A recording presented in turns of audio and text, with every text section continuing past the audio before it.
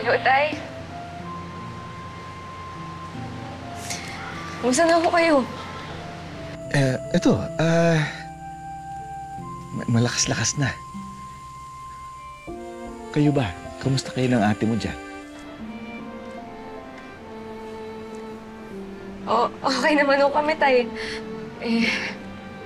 Bakit po kayo napatawag? May problema ho ba? Hindi. Walang problema. Gusto ko lang kasing magpasalamat sa inyo ng ate mo. Dahil...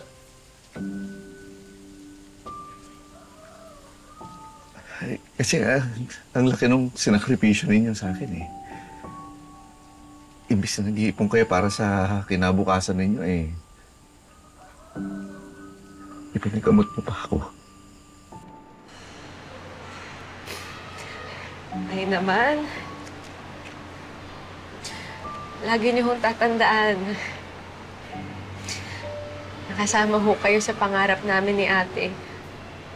Nalaban niyo ay laban na rin ho namin yan. Maramdam na ramdam kong tama yung pagpapalaki na ginawa namin ng nanay mo sa inyo.